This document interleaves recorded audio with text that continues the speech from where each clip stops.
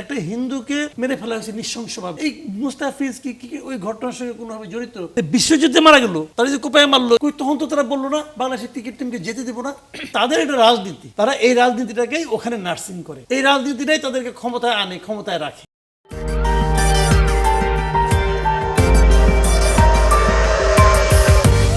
অনেকে বলে যে এখানে ধর্মীয় ব্যাপার অমুক তমুক, আমার কাছে তা মনে হয় না।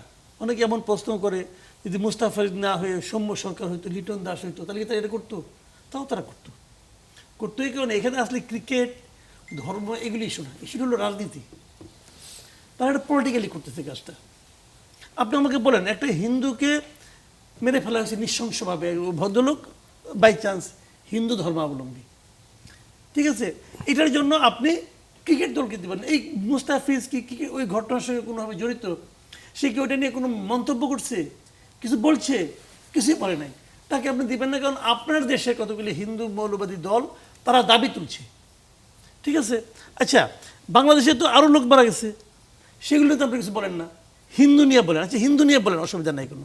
তো বিশ্বযুদ্ধে মারা গেল, তারা যে কোপায় মারলো ইয়েতে পুরান ঢাকার এখানে একটা হিন্দু ছেলেকে, তখন তো তারা বললো না বাংলাদেশের ক্রিকেট টিমকে যেতে দেবো না। তখন বলে নাই তো। আচ্ছা, আমাদের এখানে মানবতা মানে অমানবিক ঘটনা ঘটলে ওনারা রিয়াক্ট করতে পারেন, তারা একটা গণতান্ত্রিক দেশ, করতে পারেন, কোনো সমস্যা নাই, বিবৃতি দেন। তার জন্য আপনি দল বন্ধ করে দিবেন, যাইতে দিবেন না। আর আমাদের গভর্নমেন্ট যে ব্যবস্থা নিচ্ছে, আমি এটা অ্যাপ্রোপ্রিয়েট মনে করি, আমি এটাকে সাপোর্ট করি। যে আপনি এক মুস্তাফিজকে নিরাপত্তা দিতে পারবেন না বলে আপনি তাকে দিলেন না।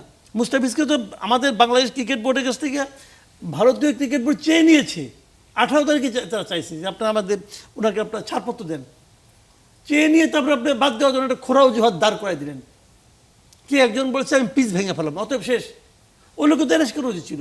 তবে তাদের এটা রাজনীতি, তারা এই রাজনীতিটাকেই ওখানে নার্সিং করে, এই রাজনীতিটাই তাদেরকে ক্ষমতায় আনে, ক্ষমতায় রাখে। তারা এখন এই কাজটাই করছে। এখন তাদের রাজনীতি তারা করুক না, এটা তাদের ব্যাপার, আমাদের কোনো সমস্যা নাই।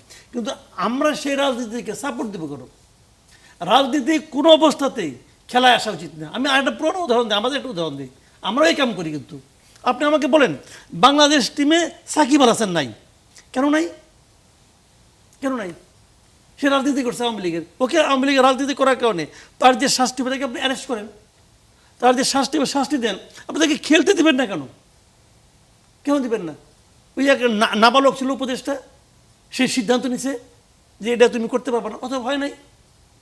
বিদেশে কি দেখি আমরা, আপনি দেখেন এই যে বিভিন্ন স্টার প্লেয়ার, এরা অনেক সময় নানা রকম অপরাধ করে কিন্তু জেলে যায়, কিন্তু খেলার সময় যেমন সঞ্জয় দত্ত, সে 10 বছর মাঝখানে জেল খেটাইছে রে ভাই। কিন্তু তার যখন তার সিনেমার শুটিং হয়েছে, তাকে কিন্তু বের করে নিয়ে আসছে, শুটিং করে আবার জেলে গেছে। প্রবলেমটা কি? আপনি ওটা করেন, কিন্তু আপনি যে এই কাজটা করছেন, আপনি আমার দেশের লোকের সঙ্গে এই গভর্নমেন্টের লোকজন করছে।